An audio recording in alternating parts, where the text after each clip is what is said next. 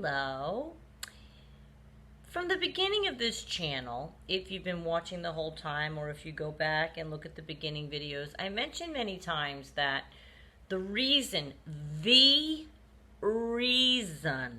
I started this channel is to help any one of us, any one of you, regardless of what stage you're in with the narcissist, whether you are trying to break up with them, just broke up with them, can't seem to leave, in a relationship, marriage for 30 years, and I don't like to use the word stuck, but you might feel stuck there. Remember, there's all different people watching this channel, right? I read all the comments. We're all in different, or I try to. We're in all different phases, so we all have to remember that we're seeking different advice, right? And I always said that if I come across something that may help you, regardless of where you are in that cycle, I'm going to share it with you if I come across something that helps. I want to talk about, I call him the 5% guy. I want to revisit this because I've had people ask me about it again. And I looked it up for another viewer, and I mentioned it in video. It was number 74. I think the first time I talked about it. And I want to elaborate, and here's why. The recent video I made about were we ever really in love with the narcissist? My answer is no. But that's a tricky question and answer. Because the flat no can make you feel almost like your feelings are invalidated, right? It invalidates a lot of us, a lot of what we felt, a lot of what we went. What do you mean? If I didn't love him, then what was it? I'm smarter than just no. The 5% guy is kind of how I allow myself to reconcile the whole thing, and let me explain. It gives me permission to have loved him, in that I excuse or ignore for a minute the 95% of him that is real and awful and horrendous and all of this. That's the real him. I'm aware of it. You're now aware of it. If you're on this channel, you know it.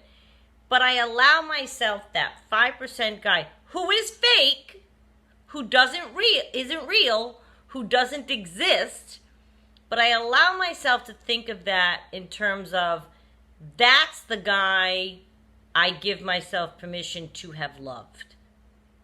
That's the way I reconcile it, in terms of, well, I did love the 5% guy. I did. Absolutely I did. The 5% guy is the one in the Dirty John series who adjusts her water temperature. Deborah Newell's water temperature. Brings her a shake every morning, and you see him put it on the nightstand day after day after day after day. All these little things that he does for her. That's the 5% guy. She loved him. That's who she loved. That is who she loved.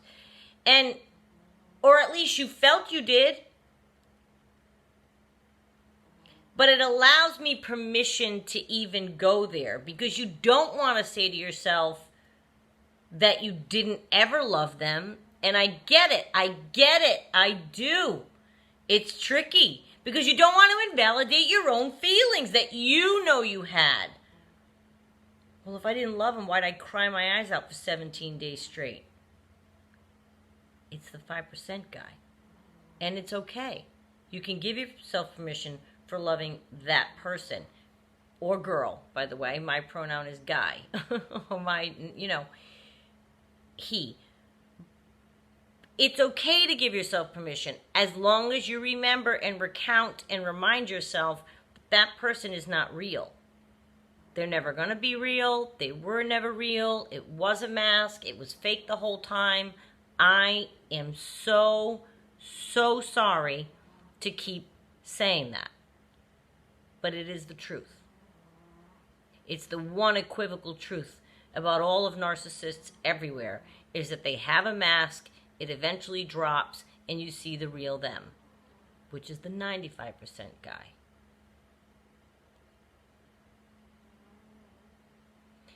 You don't want to think you never did love them because, again, like I said, it can invalidate, right? Us. It can invalidate our scope of logic, our ability to assess a situation realistically.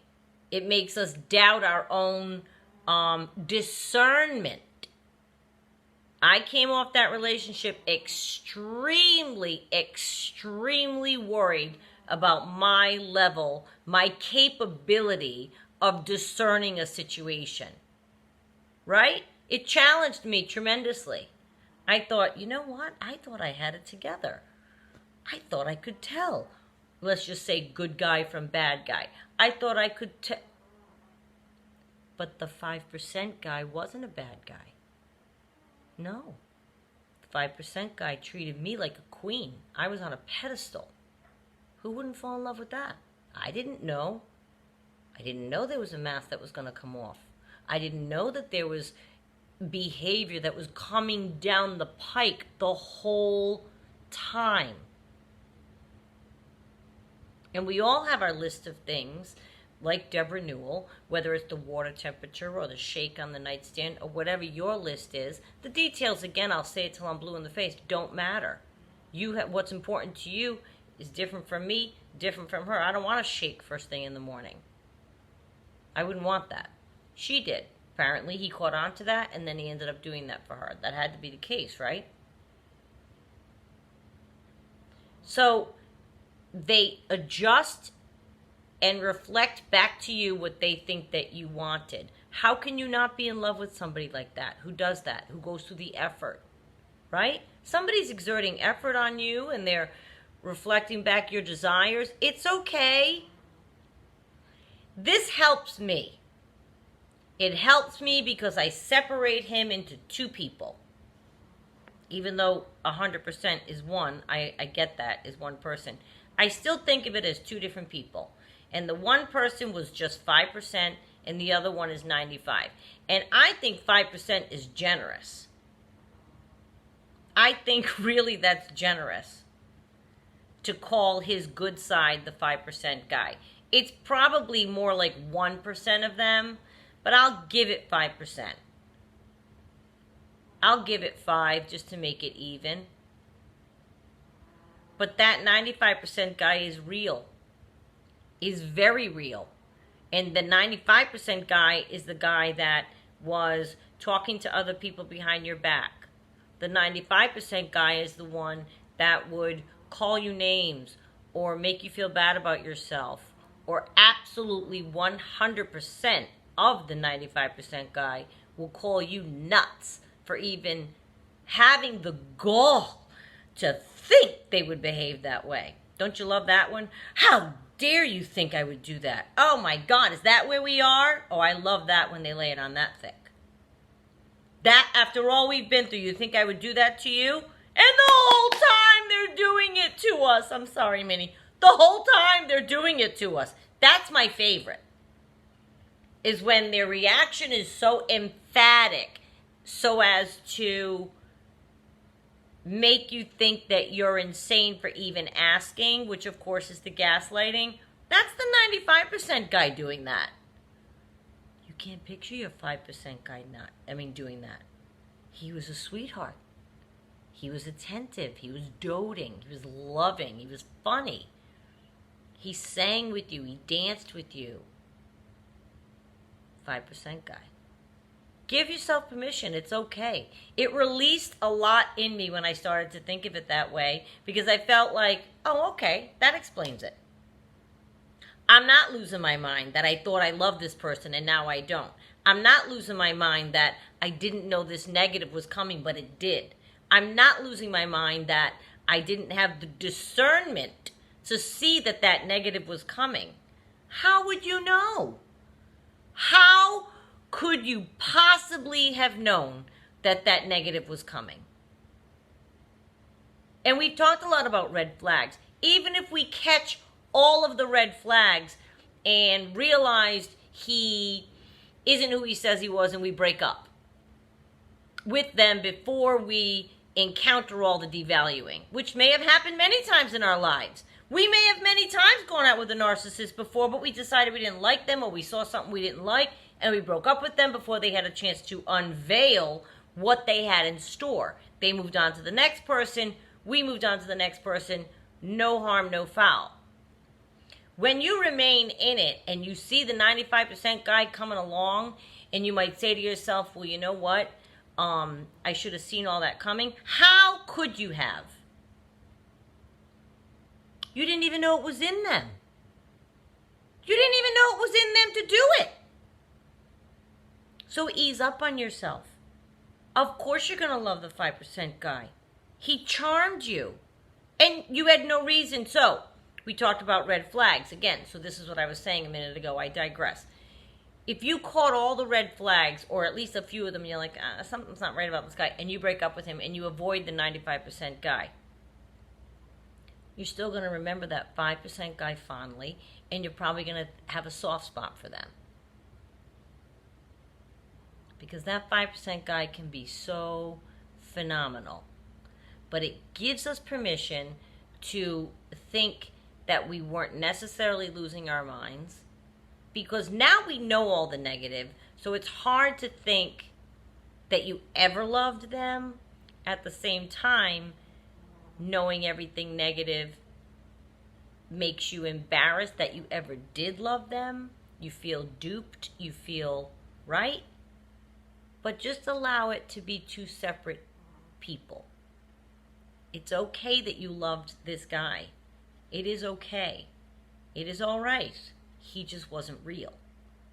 And that's the part you have to accept as well. And I accepted that 100%. He was never real. Is that hard? That's a hard pill to swallow? Of course. Of course. Yep. Absolutely is a hard pill to swallow. But it's their truth, not mine.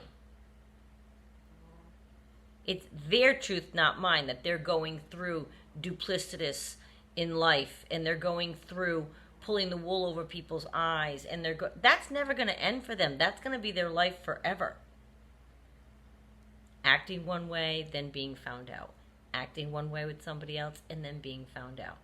Doing it again and again and again. At least I only went through one cycle with this guy. He has to do that cycle for the rest of his life. Be the 5% guy, and then have the 95% guy come out. Just allow it to enter your mind so that you can reconcile whether or not you ever loved this person. It turns out the answer is no, because he's not real. But it allows me permission to at least be easy on my mind that I ever did feel that way about him. It was only the 5% guy. He's not real. The 95% guy is the real him, and then you move on. So be easy on yourself. It's hard to figure that out. Well, did I love him or not? I don't understand. Wait. Okay, you did, but it was the fake guy. And it's okay to say out loud. I've said it many times. If it were the fake guy, if I met somebody who was like that fake guy that I met, I would be in love forever. If that person existed. That person existed. And even with the 5% guy, if I look back, not even. Because when you think about it, there were red flags in the middle of all that. Of course there were, and I'm sure there were for you as well. So really the person that I would say that I could be in love with forever would be the 5% guy without any of the red flags. Because they were peppered throughout, even when he was being the 5% guy. I just ignored them. So really, maybe I didn't even love the 5% guy. I was just so swept up. I was so swept up in how he was treating me that I convinced myself that I did. I wanted to, because that guy was being so attentive and wonderful and loving, but really I was ignoring red flags. Just give it some thought and allow yourself permission to say it's okay if you felt a certain way about them at one time. At one time you did. It doesn't mean you have to hang on to it now, because by now you know the 95% guy is the one that's real. And we don't love them. No, we don't. I don't care what you say. You don't. No, you don't. You can't possibly. You can't possibly. There's no way. I still love him. No. I'm sorry. That's not what love is, honey. And I don't care who I'm talking to. Man, woman, it doesn't matter. That's not what love is. Love is mutual respect and value of each other. So they're not acting in a loving way. So you can't possibly love someone who's acting like that towards you. And if you think that you still do, snap out of it. Snap out of it for your own salvation.